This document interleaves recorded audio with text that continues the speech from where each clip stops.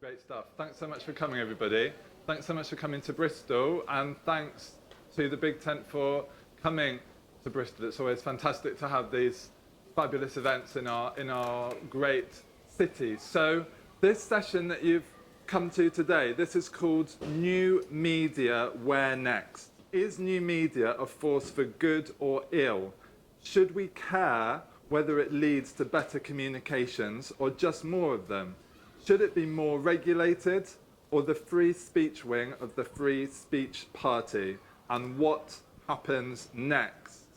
So we've got a fantastic array of panelists next to me here. We've got Bruce Daisley, who's the former head of Twitter Europe, Middle East and Africa. Welcome, Bruce. We've got Giles Derrington, Senior UK Government Relations and Public Policy Manager at TikTok. We've got Qazzally Ali, Babbasa Trailblazer, who's brought their fans. And we've got Ellie, who's also brought their own fans too. So Ellie is also a Babbasa Trailblazer and an aspiring youth worker. And then we've got Nick Tyrone, Spectator columnist and author of the Pop Star Jihadi. So, new media. I think that the way I approach new media, it's interesting to see who are the new media kind of natives, who's grown up within this brave new world, or not, kind of old school versus new school. So I'm looking down there at our Babbasa Trailblazers. So no pressure, but just tell us what this topic means to you. We'll start with you, Ellie. Okay. Hello, everyone. Lovely to see you all. So I'm 21. I mean, I grew up in the era of social media. I think when I was younger, it had a really negative impact on me and people around me. As I've grown up, though, I'm sort of taking to social media more positively. And it's a very controversial topic. I mean, I think my views are probably more on the negative side, but I do see the amazing benefits of social media, which I'm sure we'll discuss. Hi, my name is Qazzally. I'm also a Babbasa Trailblazer. I don't know if you can hear me, but basically my view is I grew up with social media just like Ellie did, but it's not something I thought a lot about until recently. Sometimes you've got to take a step back and just understand the actual consequences of using social media.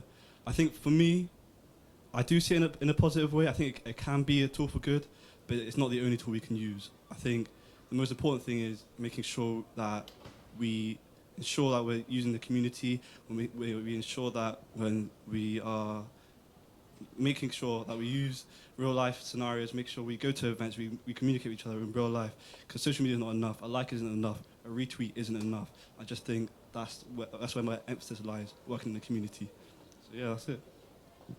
Talking about retweets there, so perhaps this is a good moment. I'd love to know your perspective on how kind of all-encompassing social media can be. Did you step back from that world, or are you still in that world?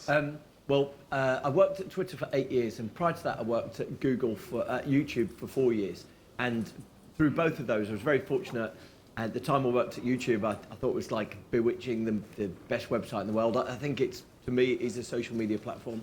And then I got the opportunity to work at Twitter, and I was a huge user of Twitter, and I remain a huge user of Twitter. Massive user of Twitter, TikTok, YouTube. So, and I adore these things. It's strange, actually, in the setting of this thing, to call it new media, because you just very rarely hear that phraseology, that terminology anymore.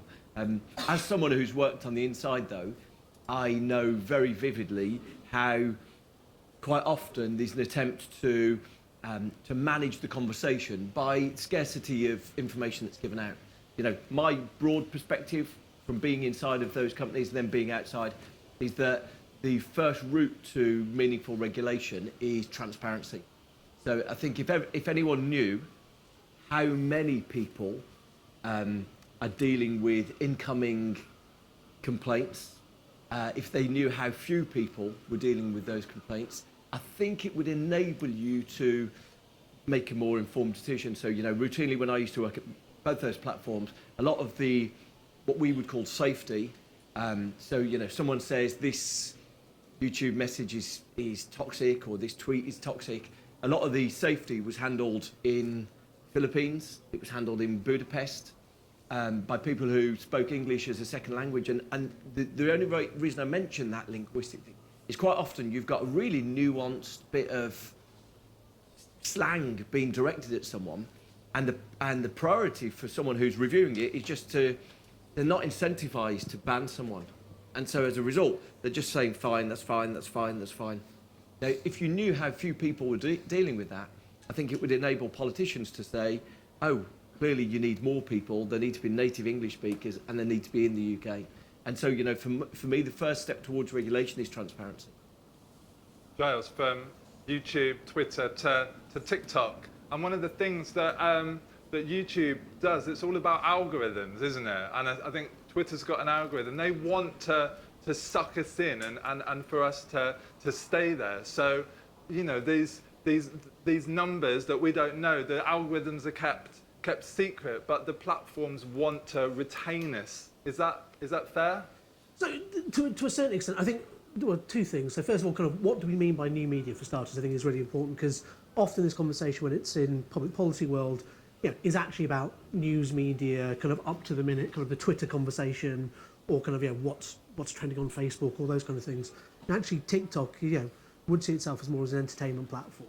You know, a lot of our creators are there doing stuff on, you know, comedy or music or arts and those kind of things. And actually, when we talk about media, we can't just exclude it down to this kind of small space. I completely agree, actually, on the transparency. And one of the things, look, TikTok is a 4-year-old company with 1 billion users. And one of the things that we've been very public about is we've tried to learn the lessons from those who've gone before. You know, what did Facebook do wrong? What did Twitter do wrong in the early days? So, for example, on moderators, doing that really early, not waiting for the problems to hit, but actually thinking about how you design your product to kind of deal with some of those things initially. I think the other thing... Are you saying that that it's a problematic platform at heart? No, I'm saying that, so for example, you know, Facebook, when it first started, was to enable people to connect. And as they connected people, they realised actually there's problems that are being created because we've done this. So we've created these closed groups where people can have very radical conversations. When TikTok started, we went, well, hold on, we don't want that. So how do you, as we design the product, as we grow, make sure we've already put the tools in place, rather than going, we've now spotted a problem and we then need to figure out a way to fix it. Now, you're never going to be perfect at that, but that's kind of the approach. I think the other thing to say is on the transparency side is also what can you do to be more transparent? So, you know, we were the first company to publish how many children we removed from the platform. We were the first company to kind of give really detailed transparency reports about what we take down, how quickly we take it down, how many people have seen it before we take it down, all those kind of things. Because I do think, you know, policymakers do need to know that. The final thing I'd say is that there's a difference in types of platforms. So, you know, Facebook, Twitter, they are social media platforms.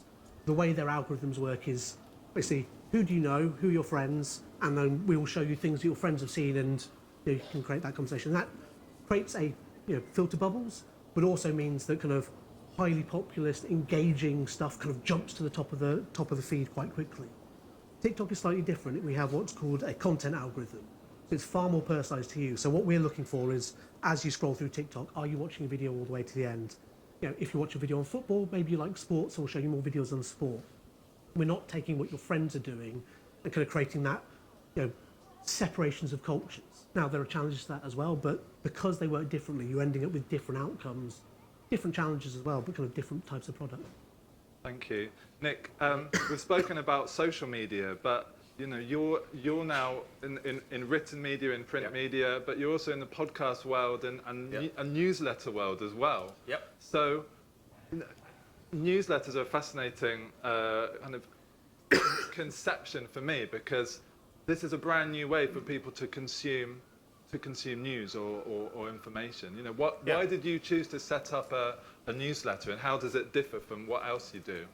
Well, the newsletter. So just for everybody I write a weekly Substack called This Week in Brexitland, where I just basically pillory the worst kind of things that are going on that are Brexit related. I started it because I'd seen other Substacks, and I thought it might do well because actually, like a lot of things on new media, you have to be quite pointed. You have to be really quite, you have to take a stand, and you really have to, you kind of have to really go for it.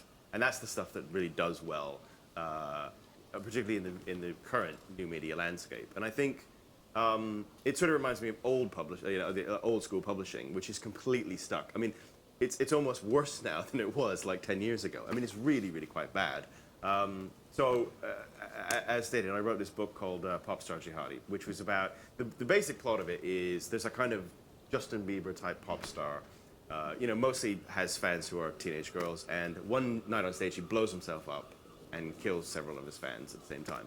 And so what happens, that's the setup, and then every single chapter is like, it's sort of like, here's an alt-right sort of article about it, here's the mainstream media article about it, here's sort of more of a left-wing take on it, and how completely different they all are.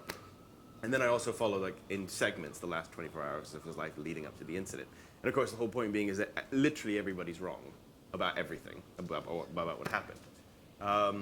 And I only bring that up because the thing that was interesting is it took ages to get that published, and how the lead times on old publishing is just insane. And they're doing themselves no favors by not being a bit sparkier and realizing that people can just put stuff out instantly. I'd probably say in terms of the fighting around, the idea of like the toxicity, so the core of what we're talking about here today. I think it's a period that we're going through. So I've got young children. My eldest is 10. And it's amazing how tech savvy she is. And actually, not just tech savvy, but savvy in terms of not trusting. Like, she tries to get out of bubbles when she's finding them. And it's amazing how savvy she is on all of that. And so I think, as opposed to worrying about how much we have to do, I think a lot of the problems that we have around new media are about the way people are in 2022. And there's no way out of that. And instead of actually trying to get out of that, we just need to think, we'll grow, and the next generation will just be better at all this. That's what I think.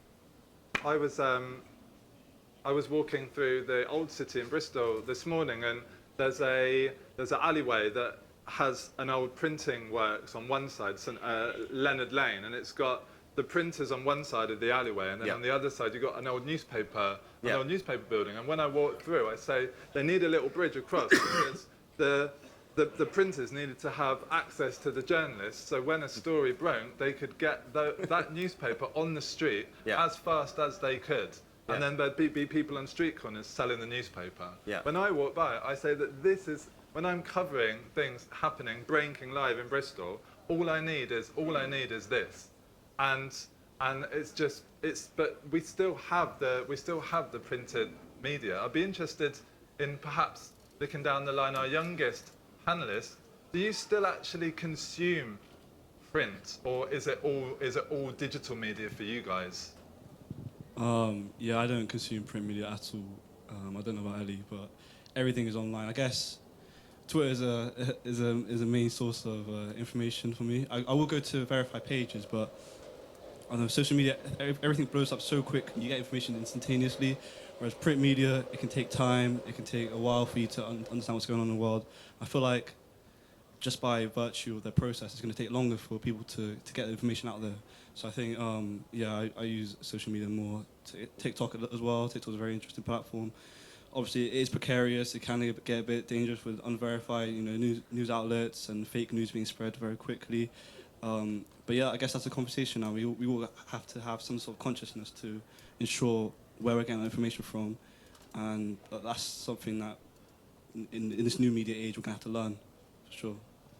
Ellie, is that your take on it as well? When you're talking to young people who've grown up with these platforms, do they see them as dangerous places, or are these spaces they just naturally inhabit?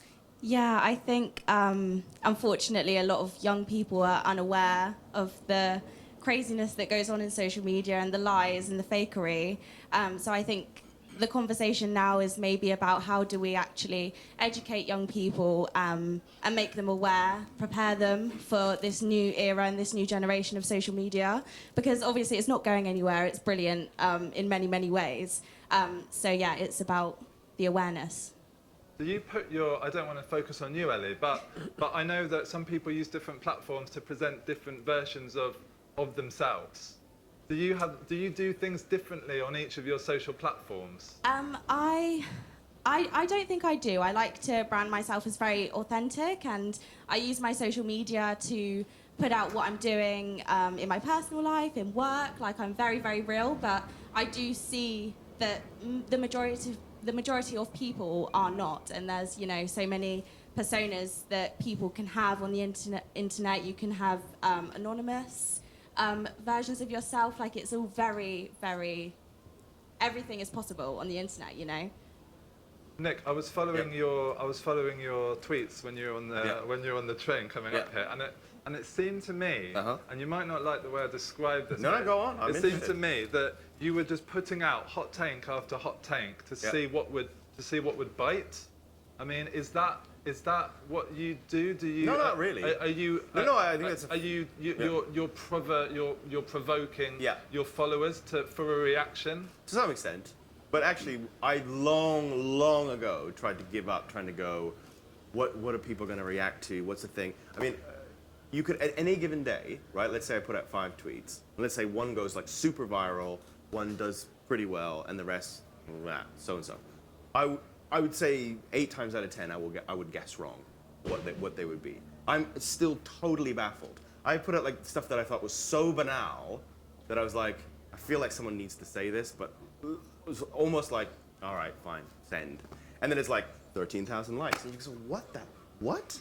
I think, to me, I would summarize Twitter for me, this is Twitter, basically. So I can't remember which election it was. It was the one where Paddy Ashton was going to eat his hat. Was that 2015? It was 2015. So 2015. So he says, this is like election night. He says, if the Lib Dems get below something, I can't remember what it was, I will eat my hat. And so, obviously the Lib Dems did not make that threshold. And then, so the next day, someone created a Twitter account called Paddy Ashdown's Hat. And it got like 20,000 followers in an hour. And the actual account tweeted, come on, guys, this is why good stuff can't happen. You know, that's a summary of it. Like, people kind of, trying to understand what people will like and not like is a total mugs game. If you sat there stressing about it, you'd be a nervous wreck. If I put something out, if it gets no interaction, if it gets tons, I sort of whatever. So do you put things out to get the? Is it about the numbers for you, or it's about the conversation? It's about the conversation.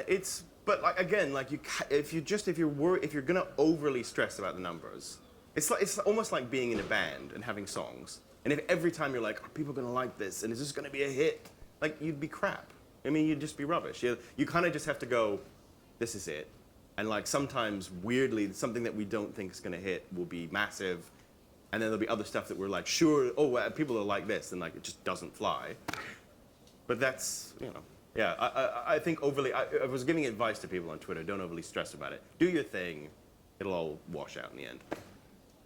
How much, we're looking at TikTok now, how much luck is there for musicians whose music is now, you know, once upon a time we'd wait for the NME to be published to read about the latest music. Now there'd be trending videos on TikTok and we can see what music, you know, what relationship does TikTok HQ have with the content creators? So, I mean, so you're absolutely right. And, you know, TikTok is incredibly important for new music. I think last year, something like 40 songs which went viral on TikTok were the #1 in the UK. And, you know, so it has a huge power. Now, people are using short snippets of those songs. They're not using the whole songs. It's not Spotify based. There is a relationship with artists and with labels to kind of help them understand kind of how their music's being used, how their music's being licensed, all those kind of things. So if you think of, you know, someone amazing like Sam Ryder, kind of second Eurovision, massive following on TikTok. That was one of the things which helped him be so successful. He had a global following already from starting from nothing. And it is a platform which can elevate people in that way. And I think that's really important. I think that point about discovery and kind of not stressing about what's going to work, it is, you know, is important. One of the biggest TikTok accounts in the UK is a guy called the Pool Guy, who cleans pools for a living. His job, he has a business cleaning pools. It is mesmerising content. It's just literally him cleaning pools. 140 million users. Like, that's new media. Like, it's interesting. You know, his business is doing well because he gets clients because of that. It's not the same type of platform as a Twitter, which is breaking news and, you know, this is where you need to go to figure out what's coming next. And actually, that's the things which I think drive a lot of kind of media consumption. And, you know, we talk about, you know, Twitter and Facebook as competitors to TikTok, and they certainly are, but so is Netflix, so is terrestrial television, because you're watching TikTok. It isn't you know, there is a conversation social media element of it, but it's not there to be what's the hot take. It's there for people to present their views. And even if you think about, you know, the increasing number of politicians or, you know, people like the BBC now joining TikTok, they're not doing it as what's the bulletin. You know, the BBC joined so that they could show content from Ukraine about what's happening kind of on the ground, which is a little bit longer lasting, gives people more background detail. I think actually one of the things we could all benefit from is a little bit more of that step back and kind of see the more detailed conversation going on behind, you know, the kind of hot take and the kind of headline. Bruce, from your perspective, does Twitter need to change in order to survive, in order to evolve? The Elon Musks of this world circling. If he gets hold of Twitter, what's going to change? There's a couple of things. Firstly, there's a really interesting evolution in the way that platforms are working. Anyone who uses TikTok will know that the similar things taking place on TikTok now that took place on Twitter, but they've got a slightly different profile to them. So TikTok has a lot of in-group behaviour, meaning almost every week there's a baddie that everyone's united against. 2 weeks ago it was Amber Heard. You couldn't move. Like the support for Johnny Depp on TikTok is just remarkable. This polarising. And last week it was Liam Payne. And anyone who uses TikTok will know that Liam Payne, and former member of One Direction, has been sort of the butt of everyone's jokes all week. And they're brilliant jokes. It's a sort of delightful ridicule of the sort of pomposity of this person. But it's basically bullying, but done with humour. Now, on Twitter, that bullying was really toxic. It was horrible. Yeah. This seems superficially more benign. Everyone laughing at what a dick Liam Payne is actually quite entertaining. And then you realise, oh, yeah, I wouldn't want to be the guy, actually, to be the butt of all of this. You know, the interesting thing about all of this is that, so, you know, your point about Twitter. When you're in the inside, when you're a British person in the inside of an organisation like that, quite often we were seeing people, celebrities, media personalities, actually people who weren't renowned, having a very bad experience. You know, I used to sit on a Saturday night just answering emails from users who'd somehow found my details, and the organisations broadly were very comfortable with the idea that, you know, the phrase Twitter is the free speech wing of the free speech party was a phrase that our chief lawyer used to use. And it works on two levels. It works as a sort of philosophy in life. We don't want to police free speech, but also it's a very, very cheap policy to operate. It's a bit like if you come to this swimming pool, we've got no lifeguards on duty. Very cheap to operate a policy like that. And so I think the danger of what Twitter's going into is that Elon Musk is saying, buys it doesn't look like to me he's going to buy it, but if he buys it, he says, oh, we need to go to a world that's got less regulation and less policing. And, you know, I can tell you from long experience, we tried that and it was horrible. It was a really negative experience. Broadly, it was negative for people who are in underrepresented minorities or women. They had a horrible experience from that. And so I guess him as a white, rich guy, he no doubt has no empathy. And so, you know, I'd be concerned that Twitter going into an era of less regulation would make it significantly worse for most people. We've got some questions coming in on Slido. So we've mentioned this a little bit, but the question is, do you think that new media companies have a responsibility for the negative outcomes of their app? even if the outcome was not the company's intention.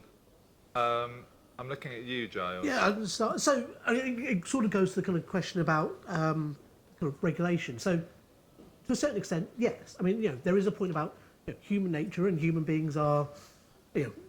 One of my colleagues was in a select committee a little while ago, and he was asked by one of the MPs, well, who's using these platforms?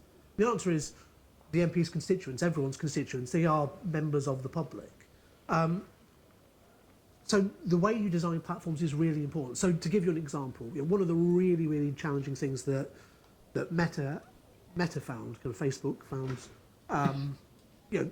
there's been a problem for them, toxic-wise, is their direct message function. This closed platform, we allowed harassment, bombarding people with messages. When TikTok started, we went, well, we're not going to allow you to message someone unless you follow each other. We're not going to allow you to send links to other websites or images, the kind of classic dick pic type stuff. We're not going to allow that to happen. But if you can design the platform in the right way, you can limit those behaviours. Now, you're never going to be perfect. There are challenges. Again, on the kind of bullying and harassment, our community guidelines have entire sections on bullying because, frankly, as a platform, we want to be an entertainment platform. We want to be somewhere where people go, have fun, find content they enjoy. We're not there to be the platform where you get into arguments. There are other platforms which may want to take that as their raison d'etre, but I actually think there's benefit in diversity there that helps. On the kind of responsibility, there is a limit to the amount you can do because there are always going to be outcomes that are negative or happen very quickly. But companies, certainly the second generation companies, are investing very heavily in how do you spot those quickly, how do you deal with them quickly, and how do you also do the kind of media education, media literacy stuff. So, we've been doing huge amounts of work with Student View and others on media literacy, getting into classrooms with packages, go, hey, here's how you use TikTok, here are the safety tools, here's what you can do to make your experience the experience you want. I think if you empower users to do that, empower them to say, well, actually, I don't want to see that content, that is kind of your way through some of those difficult discussions. Bruce, another question was about YouTube, who are, I think, well known for ensuring that they hosted events that celebrated black content creators. Is that something that YouTube made a conscious effort to do in your time there? I left there a long while ago now, so it was sort of the platform has evolved a lot. I was at Twitter for 8 years and I left YouTube 10 years ago. So it's fundamentally changed in that time. I think though look, I think it's evolved enough that I wouldn't probably be able to answer that.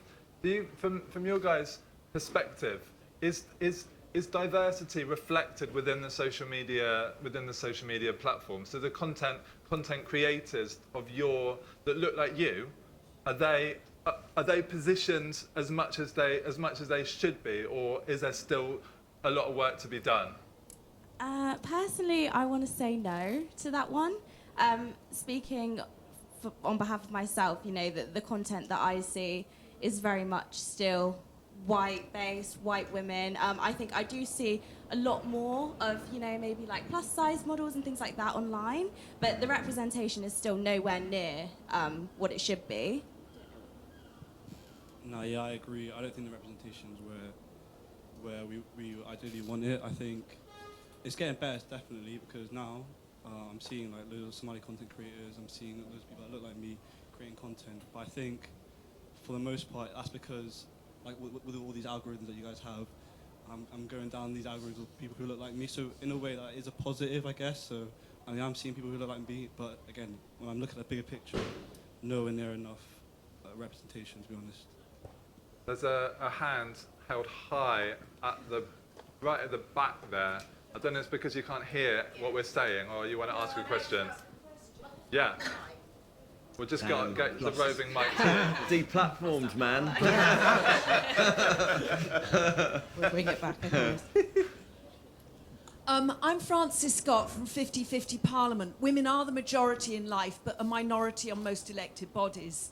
And we're a friendly network asking women to sign up to stand so that we can help them progress in politics. Now, one of the main problems women say is that vitriol that they receive on social media. I'm delighted to hear that your 10-year-old daughter uses social media, but if she becomes a politician, then she will face 3 times much more abuse than male politicians face.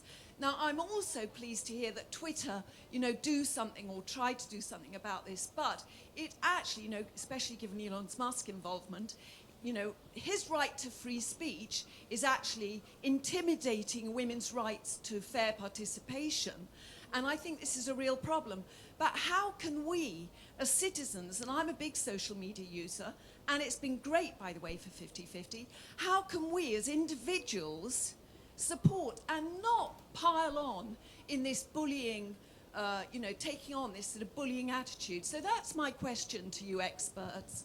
What should we be doing to support people we see being intimidated on social media? Should we stick up for the Liam Paynes of this world, or should we just let the pile-ons continue because it's a bit of fun?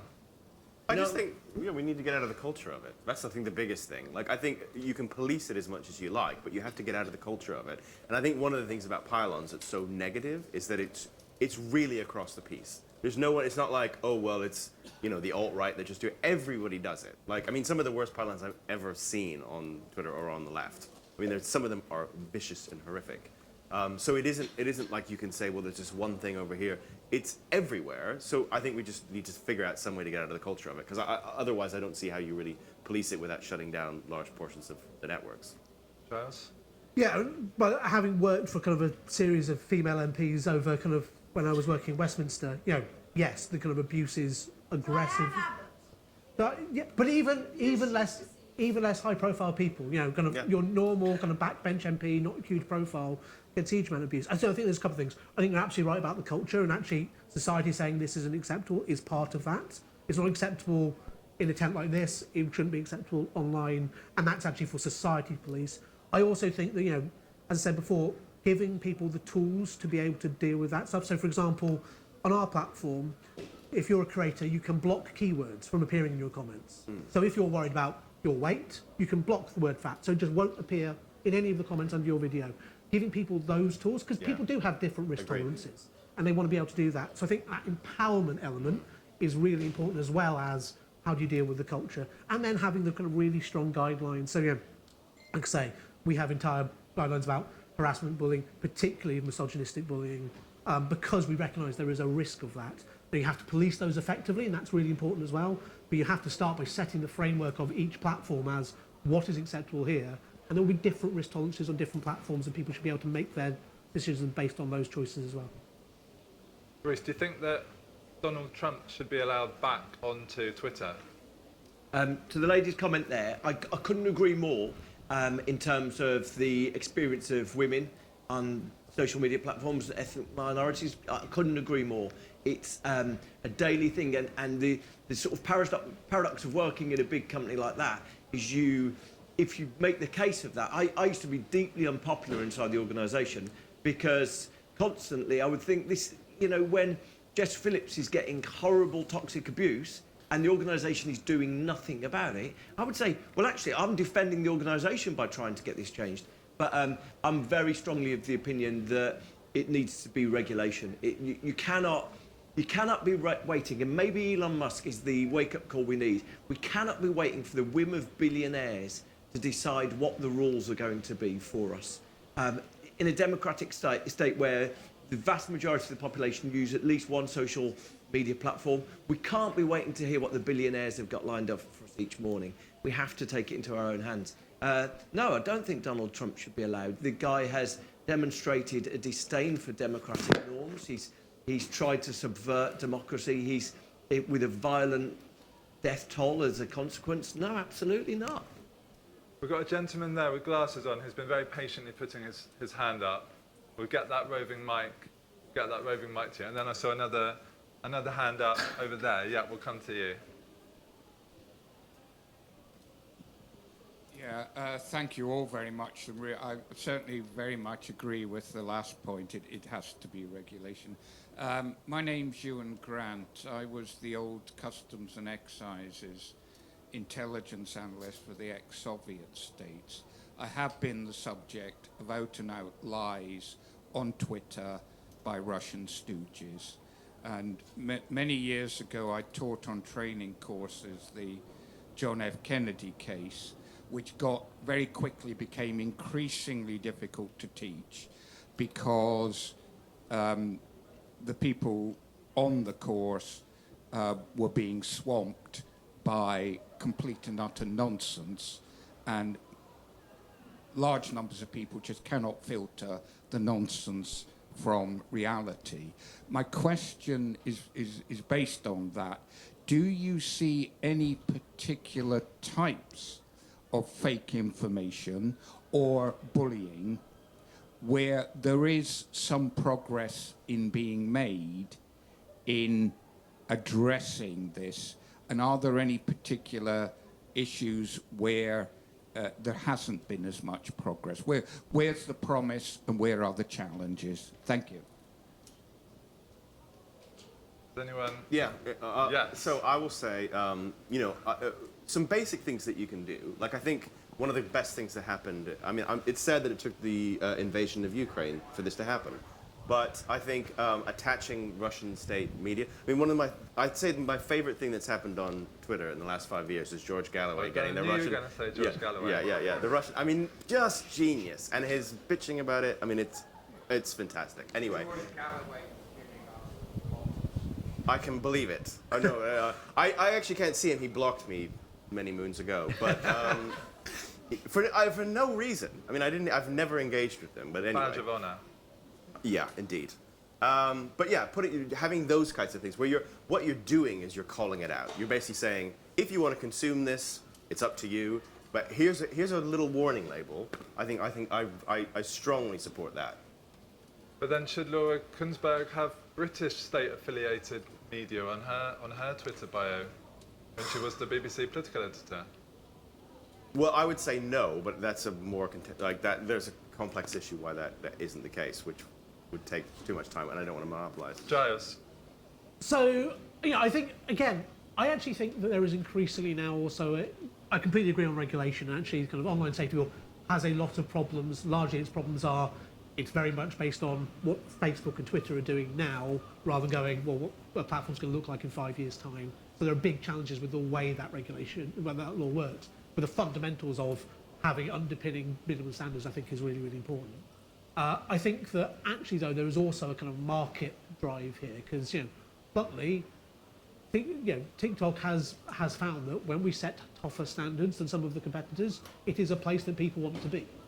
So actually, you do get some benefit by being the race to the top of, are you giving people the right tools? Are you creating kind of a space which people want to exist in? Because actually, very few people, and particularly increasingly women, want to kind of go onto a platform and just get abused and hatred. That's who wants to do that with their day.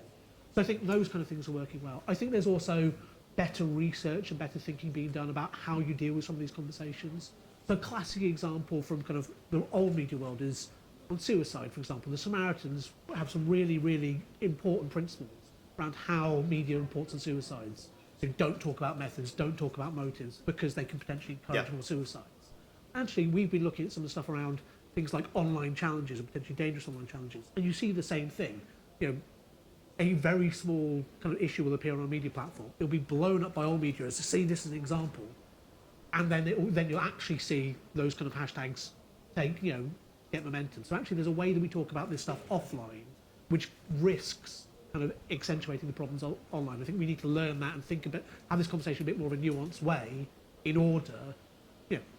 Online is an extension of society, and if we get the society bit right, then we'll get the online bit right by tandem. Ellie, we've got some more questions that have come in on Slido there. I'm gonna look at you again. Do you think that spaces like Twitter, TikTok, YouTube would be better if they were run by Gen Z rather than us lot? Absolutely. Absolutely. That's all I'm going to say. Why? Well, we are the generation of social media. we know what young people, well, we know what users want. We know what's good. We know what's bad. I think we're more aware, but no offense, guys, possibly more aware of the negative sides of social media. Not all young people, but I believe that the future is young, and that includes social media. So. Yeah, go on. Yeah, please. Should Gen Z take over these platforms? I completely agree with Ellie, to be honest. Like social media, like Ellie just said, we grew up with it. We know how it works, and we know not just until like technically how it works, but how it makes us feel and how often we actually want to go on it. I was just talking to Ellie earlier today. Like, I'm glad I didn't actually grow up with social media fully when I was younger, and I don't think a lot of us want to grow up with social media, and that's the thing. So it's just about we understand the consequences of it now, and if we were to take over, it'd be a lot better. No offense, Bruce. Alternative view from my daughter, not from me. Yeah, go for it. Yeah, she said to me, "Oh, TikTok would be so much better if just all the Gen Zs got taken off." She's completely like, old people are fine, old people are old people, but Gen Zs, I'm just sick of Gen Z rubbish. So there's going to be a generational What tension gen there. is your daughter then? Where we go?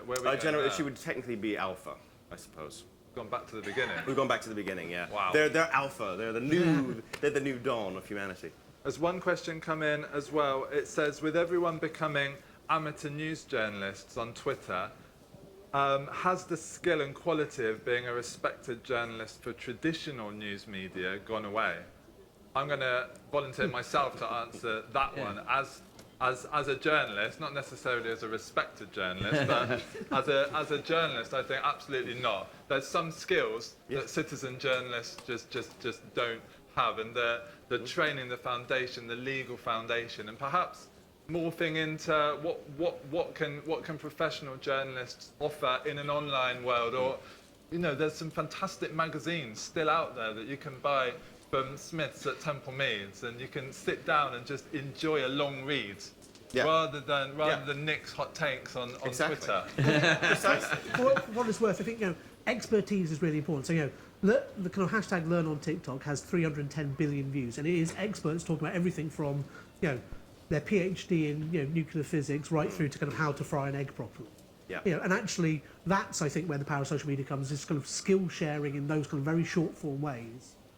Including great BBC journalists talking about how they put together stories and those kind of things. So that's where I think the value is, not necessarily in, hey, here's my kind of version of journalism. Yeah, we haven't got a lot of time left, so I'm going to just jump you there in the middle, one of Ellie's entourage.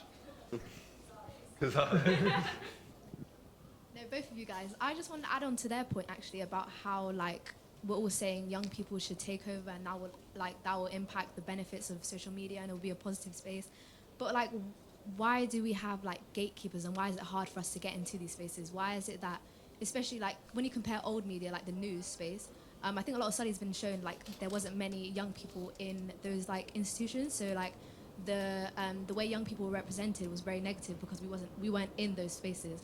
But in terms of new media, you guys who have actually experienced those things, I'm really intrigued, because you would know, you were saying, you would try to stand up for the women and minorities, in terms of how we get affected in a lot differently, but it would kind of be shut down. So my thing is in those spaces that you guys were in, you guys are still in, do you see representation of society and of the people who are using your platforms, especially young people and especially minority groups?